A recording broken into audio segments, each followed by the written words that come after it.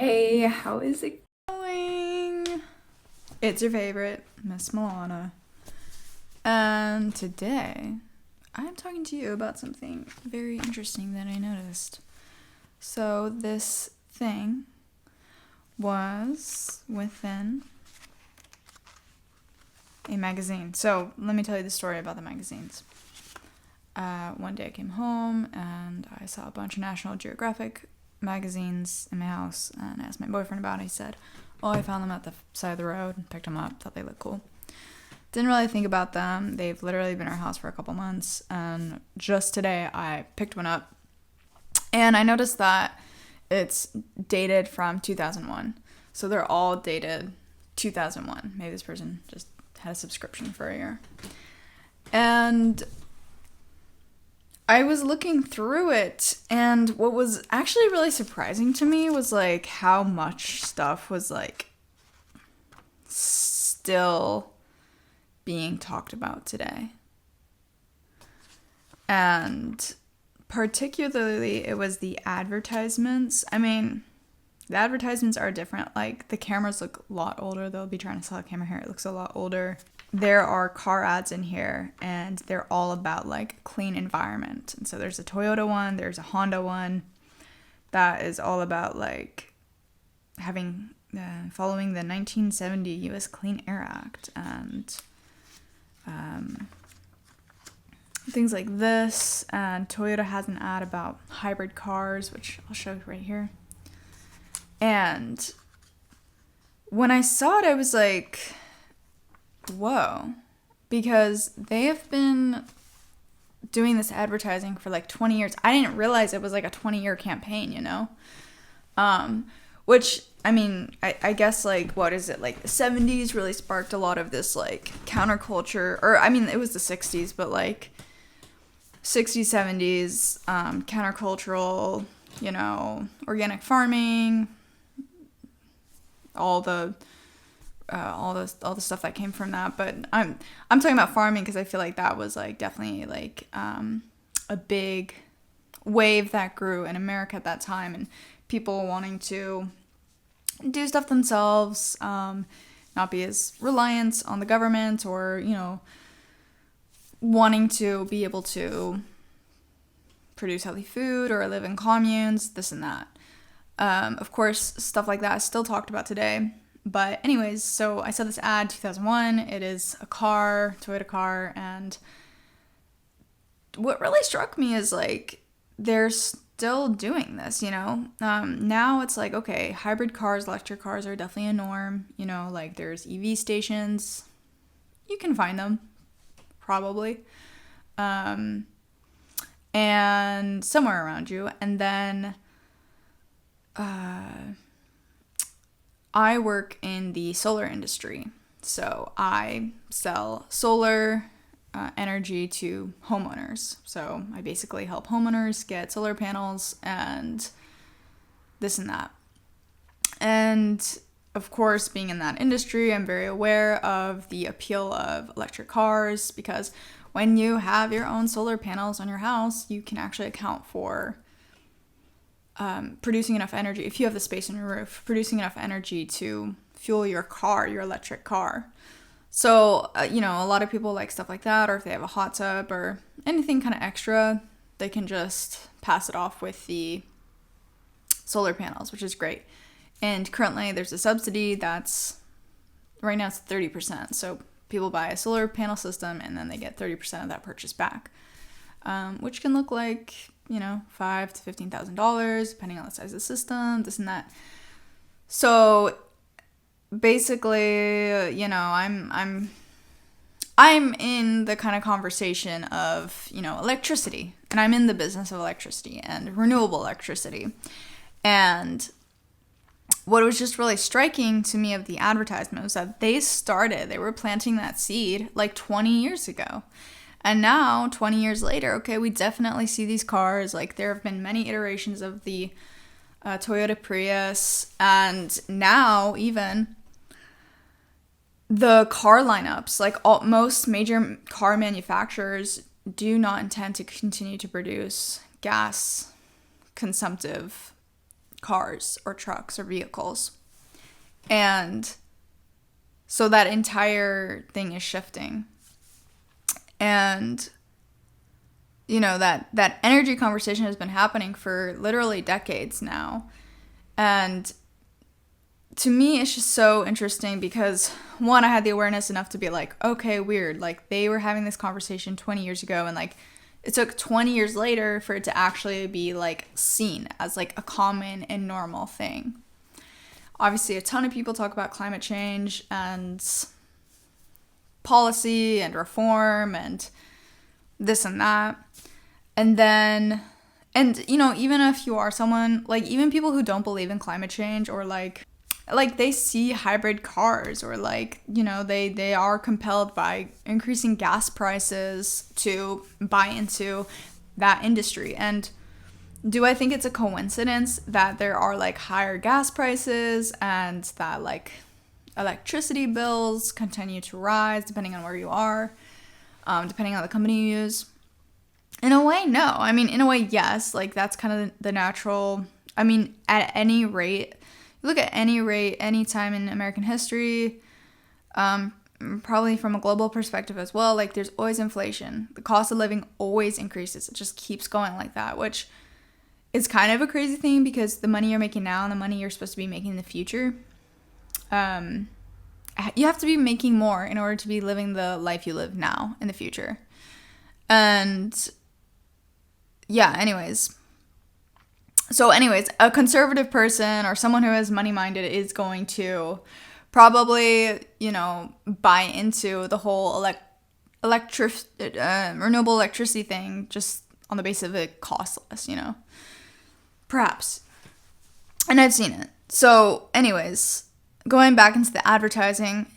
So seeing, okay, they made this advertisement 20 years ago. I'm like, what advertisements are being shown to us now that are going to be preceding 20 years into the future? And that's where my mind really went, because I also had this other funny idea where I was like, I feel like people get their news from advertisements and Facebook and Reddit.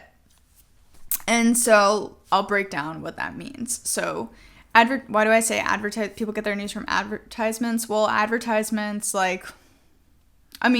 because so many companies have, like, their own ties to policymakers, they are influencing American politics, and they are definitely influencing what the government chooses to invest in or not. And in a way, these advertisements, when they appeal to you and they, like, mention some kind of policy change, or they are talking about, like, the state of affairs, like, people really do take them. They're like, oh, this is something about the world that I did not know about, And I find that as, like, a funny thing, because it's almost like news is marketing in a way. And then another thing, okay, so Facebook, Facebook,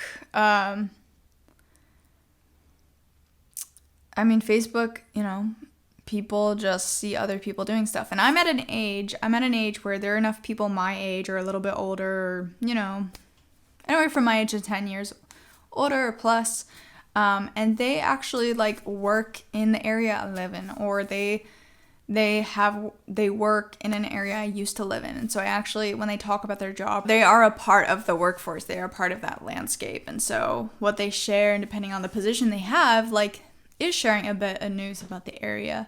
And everyone's going to be in, like, when you see people, like, talking about something that they care about, it's probably because they're, like, a part of some group, and they're sharing this information on it. And then you also have people who are sharing, like, political things. And if it's not political, it's just kind of like, here's something interesting about the world, or here's something interesting about my world. And so Facebook definitely feels like, okay, I get a sense of news about the world. And then Reddit, I feel like, is this other place where people, like, ask whatever they need to ask. They are kind of unencumbered in terms of what they explore, and, generally want to get a sense of, like, hey, what should I do about this thing? And then you also get more of, like, people getting into very specific groups, very specific interests, and just kind of learning a lot about that. And I feel like in Reddit, because you have that anonymity, people are more honest in a way, because there's no risk involved, you know, saying like what you're really thinking, or you know, what you're really going through. You don't have all these people who can make a paper trail and figure out who you are and have some kind of personal tie to you, and that's a way that a lot of people like to communicate with each other. And so, okay, so why do I bring up news in terms of like this old advertisement that I saw? Well, I just think it's interesting, one, like to consider how advertising makes us think and project into the future. Like how advertisement is so incredibly powerful. I mean, it's almost like, it's almost just like a very basic thing that I am saying, that like the visual component, the emotional component that advertising has on us, and the amount that we're exposed to. I mean, in a really big way, like we are projecting, or advertisements like force us to imagine like this product or this idea coming into fruition. And it's a very powerful like creationary force. Like if you're anyone who's into like meditating and visualizing, like you just know that the power of visualizing is so real, and that if you get into any kind of self-improvement space, like they will talk like 1000% you have to visualize, you must meditate. Like 1000%. That's how everyone who's ever done anything has gotten somewhere. For real, is that they naturally have an imagination, and then you guide it and you take it somewhere. And there are many, many layers to this. It's not just simple like imagine what you want, imagine this, imagine that. Like there are many layers, but the point I'm trying to make is that we're such visual thinkers and learners that when you have so much messaging coming to you in this visual form, even auditory, you know, I mean, and again, like visual this, visual that, maybe you're blind, maybe you're not, or maybe people you know are blind or whatever, you know, there's auditory ads as well. Advertising just has such an impact on how people like perceive reality, is what I'm trying to really come across. And when I saw this ad, I was just like, holy shit, this has been like decades in the making. And it was decades before that this idea even came across for an advertisement. And I'm wondering like, what can, you know, if we really want to know about what's to come, like I feel like advertisement, or what we're being really pushed, is one, sharing some of that information, and two, like I guess like the stock market and all of that stuff is really like the other like true news to watch, because like how money moves. I mean, it's almost like watching money and then watching war, you know, they're so closely interrelated, because hello, we live in a war economy. Like the global superpowers are warring with different states.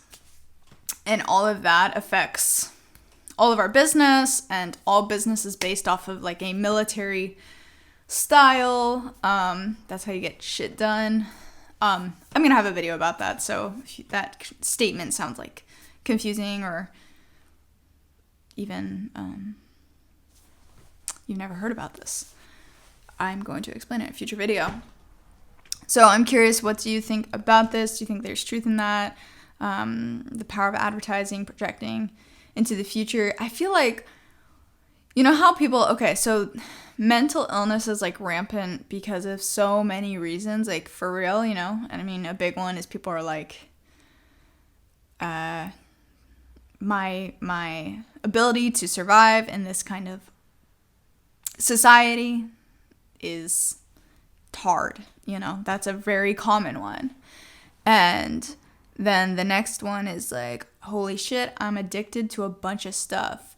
Well, the interesting thing about addiction is that studies show, this is like done, I don't have a specific study. I don't have the specific study. But the study that I've heard of, sorry, it's not very scientific. Study I heard of was that these scientists had these rats, and basically they put them, they made available like a highly addictive drug. I don't remember what it was. And these rats, like, they put the rats in different environments. And so when the rats were in like an environment that wasn't as conducive to their health, they actually used a substance. But then when they put the rats in an environment where they could interact with other rats and they had access to food, and basically it was just like there was a lot of socializing and it was like a healthy environment for the rat. The rat didn't touch the drug. The rat never interacted with the drug. And so it is a very like chicken and egg thing when you talk about like, okay, there are substances that are very addictive that are in our society, you know, and there's the obvious ones that range from drugs. And then there's the more uncomfortable ones to address that range from internet usage to probably like porn addiction or like some kind of emotional indulgent behavior or shopping addiction. You know, it's like those addictions are probably propelled because we don't live in a healthy environment, you know? And so it's almost like chicken and the egg when you say, oh, well, stop doing those things and you can be healthier. And it's like, it's hard to not do those things. Like, it really does take more energy to not do those things. And for the things that I named, like, yeah, you gotta be smart about that stuff or it'll literally ruin your life. Like, it really will. And either you won't do the things you want to do, you'll be highly distracted, or, you know, you'll let your like carnal desires take over, or which literally messes up with your brain chemistry so hard. Or, you know, shopping is the same thing. Like, it's this kind, you know, you go broke, you'll go into debt for this shit. Like, it does take a lot of self-control and discipline in order to navigate that. And I think the only way that people like make it through that, and this is what AA is you have to find other people who are like, I want to make it through this. I don't want to use this substance. What do I believe in? Where are there other people who are trying to do this? Like, you really do have to find people who are like, I'm not doing this. And, yeah, that's kind of how you make it through. As far as I'm aware, from my perspective. And all of this goes to say I'm just talking about mental illness because I feel like all those addictive things that I've named are like induce a lot of mental illness. Are people predisposed? Yes, but like doing really basic things are like, you would be surprised like how many people say like, wow, I stopped using the internet for a week, or like I was like on a backpacking trip, or like I started working out and like my depression really cleared up. It's like, yeah, it's really basic shit. And a lot of like contemporary modern society like does not promote those things, or maybe it promotes it for a little bit in your life and then like the rest of your life it promotes you sitting on your ass all day. Like, I don't know. But yeah, going back to the advertising and mental health, it's like, I feel like advertising, the amount of information that we're forced to like consume because like our attention is so valuable, like that's why advertising is so proliferate, is, you know, your attention is very valuable, you know, and we kind of have given that up just because, or maybe we don't realize how valuable it is because, I don't know, no one ever taught you or this and that. But, you know, if we see a message enough, we start to believe it, or it starts to have it starts to shape our reality in some kind of way. And so that I'm very like wary of advertising and like what comes into my space. And even the advertisers know how, like YouTube, like they know how much it affects people, that they have a whole business on like, hey, if you pay the subscription to us, you don't have to be shown advertisements. Like, it's a luxury to not have to be shown advertisements. And yeah, that's pretty crazy to me. So, well, I guess I was just kind of saying like advertising, I feel like kind of contributes to mental illness in a way, because I mean, it really does, because an ad is always trying to tell you like, hey, urgent, you're missing out, like you need this thing, you're unworthy without this thing, your life is gonna get a lot harder without this thing, you need this is the only way, you know, like if you don't do this, like bad news, you know, but thank God I came here because I can help you out right now. Like, you didn't even know this was a problem, but it's seriously a problem. You know, they kind of like shape themselves as like, we are here to save the world. And yeah, so yeah, just think about those things. Like, how is our advertising today going to influence our future reality 20 years from now? Because it does. And, you know, just be attentive to like what you put your attention to. And yeah, peace.